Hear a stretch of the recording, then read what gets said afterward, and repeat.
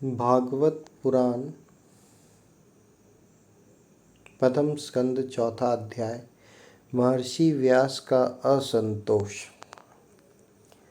व्यास जी कहते हैं, उस दीर्घकालीन सत्र में सम्मिलित हुए मुनियों में विद्या वयोवृद्ध कुलपति ऋग्वेदी शौनक जी ने सूत जी की पूर्वोक्त बात सुनकर उनकी प्रशंसा की और कहा। शौनक जी बोले, सूत जी, आप वक्ताओं में श्रेष्ठ हैं तथा बड़े भाग्यशाली हैं। जो कथा भगवान श्री सुखदेव जी ने कही थी, वही भगवान की पुण्यमयी कथा कृपा करके आप हमें सुनाइए। वह कथा किस युग में, किस स्थान पर और किस कारण से हुई थी? मुनिवर श्री कृष्ण द्वैपायन ने किसकी प्रेरणा से इस परमहंसों की संहिता का निर्माण किया था? उनके पुत्र सुखदेव जी बड़े योगी, समदर्शी, भेदभाव रहित संसार निद्रा से जगे एवं निरंतर एकमात्र परमात्मा में ही स्थित रहते हैं। वे छिपे रहने के कारण मूढ़ से प्रतीत होते हैं। व्यास जी जब संन्यास के लिए वन की ओर जाते हुए अपने पुत्र का पीछा कर रहे थे, उस समय जल में स्नान करने वाली स्त्रियों ने नंगे सुखदेव को देखकर तो वस्त्र धारण नहीं किया, परंतु वस्त्र पहने हुए व्यास जी को देखकर लज्जा से कपड़े पहन लिए थे। इस आश्चर्य को देखकर जब व्यास जी ने उन स्त्रियों से इसका कारण पूछा, तब उन्होंने उत्तर दिया कि आपकी दृष्टि में तो अभी स्त्री पुरुष का भेद बना हुआ है, परंतु आपके पुत्र की शुद्ध दृष्टि में यह भेद नहीं है। कुरु जंगल देश में पहुंचकर हस्तिनापुर में वे पागल, गूंगे तथा जड़ के समान विचरते होंगे। नगरवासियों ने उन्हें कैसे पहचाना?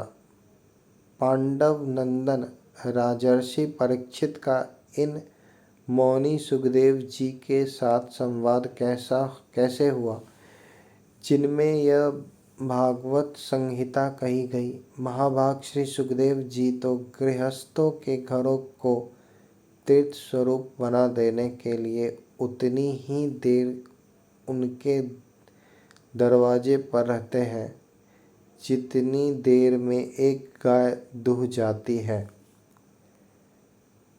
सूत जी, हमने सुना है कि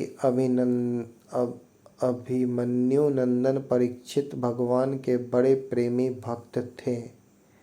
उनके अत्यंत आश्चर्यमय जन्म और कर्मों का भी वर्णन कीजिए। वे तो पांडव वंशों के गौरव बढ़ाने वाले सम्राट थे।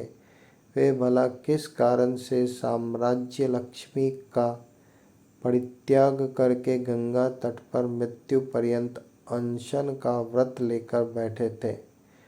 शत्रुघ्न अपने भले के लिए बहुत सा धन लाकर उनके चरण रखने की चौकी को नमस्कार करते थे।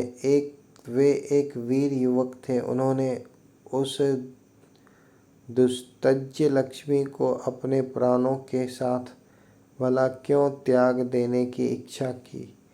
जिन लोगों का जीवन भगवान के आश्रित है, वे तो संसार के परम कल्याण, अभ्युदय और समृद्धि के लिए ही जीवन धारण करते हैं। उसमें उनका अपना कोई स्वार्थ नहीं होता। उनका शरीर तो दूसरों के हित के लिए था। उन्होंने विरक्त होकर उसका परित्याग क्यों किया? वेदवाणी को छोड़कर अन्य समस्त शास्त्रों के आप पारदर्शी विद्वान हैं। सूत जी, इसलिए इस समय जो कुछ हमने आपसे पूछा है वह सब कृपा करके हमें कहिए।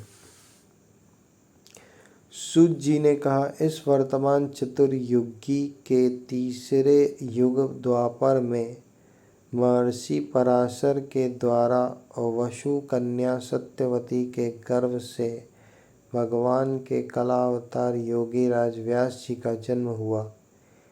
एक दिन वे सूर्योदय के समय सरस्वती के पवित्र जल में स्नान आदि करके एकांत पवित्र स्थान पर बैठे हुए थे। महर्षि भूत और भविष्य को जानते थे। उनकी दृष्टि अचूक थी। उन्होंने देखा कि जिसको लोग जान नहीं पाते, ऐसे समय के फेर से प्रत्येक युग में धर्म संकरता और उसके प्रभाव से भौतिक वस्तुओं की भी शक्ति का ह्रास होता रहता है। संसार के लोग श्रद्धाहीन और शक्ति रहित हो जाते हैं। उनकी बुद्धि कर्तव्य का ठीक ठीक निर्णय नहीं कर पाती और आयु भी कम हो जाती है। लोगों की इस भाग्यहीनता को देखकर उन मुनीश्वर ने अपनी दिव्य दृष्टि से समस्त वर्णों और आश्रमों का हित कैसे हो इस पर विचार किया। उन्होंने सोचा कि वेदोक्त चातुहोत्र कर्म लोगों को हृदय शुद्ध करने वाला है। इस दृष्टि से यज्ञों का विस्तार करने के लिए उन्होंने एक ही वेद के 4 विभाग कर दिए। व्यास जी के द्वारा ऋक्, यजुः, साम और अथर्व इन 4 वेदों का उद्धार पृथक्करण हुआ। इतिहास और पुराणों को 5वां वेद कहा जाता है।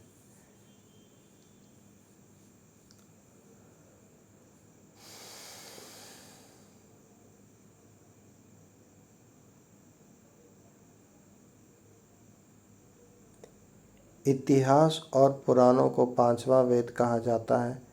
उनमें से ऋग्वेद के पैल, साम गान के विद्वान, जैमिनी एवं यजुर्वेद के एकमात्र स्नातक वैशंपायन हुए।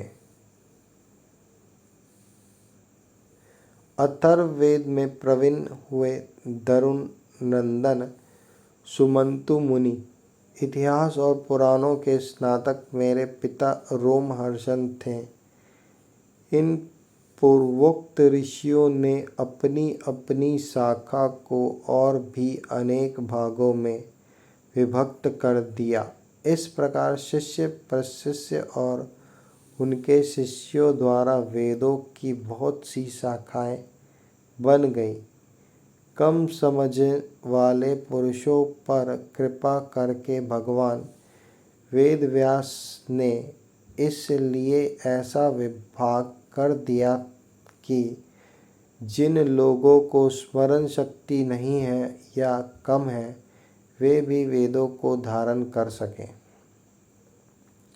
स्त्री, शूद्र और पतित द्विजाति तीनों ही वेद श्रवण के अधिकारी नहीं हैं।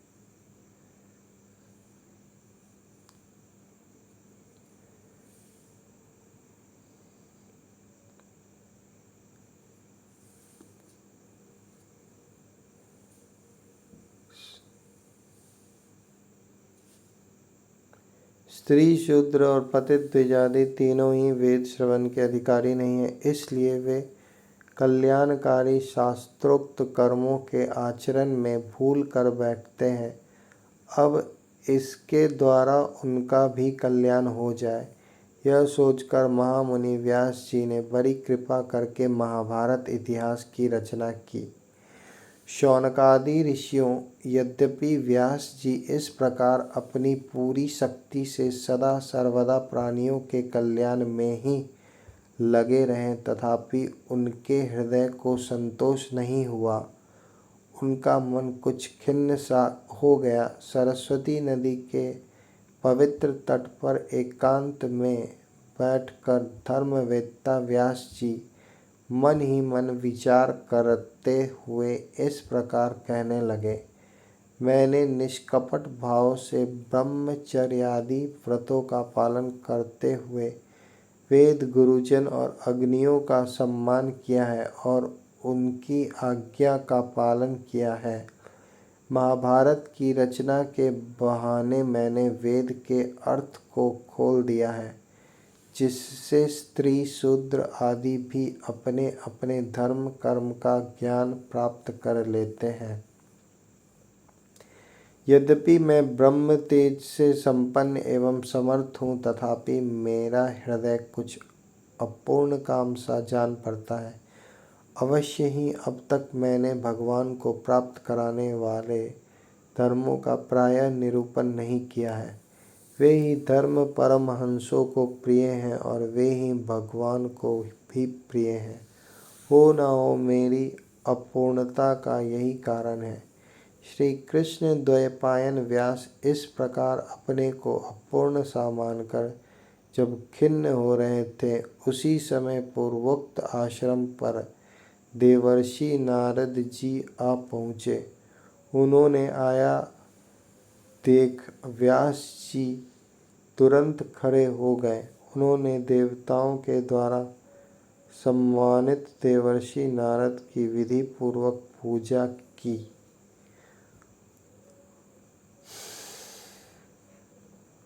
होता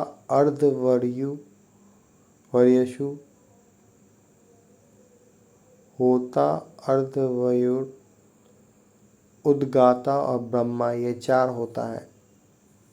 इनके द्वारा संपादित होने वाले अग्निष्टोम आदि यज्ञों को चातुर्होत्र कहते हैं। इस प्रकार श्रीमद् भागवत पुराण प्रथम स्कंद चौथा अध्याय समाप्त होता है। महर्षि व्यास का असंतोष।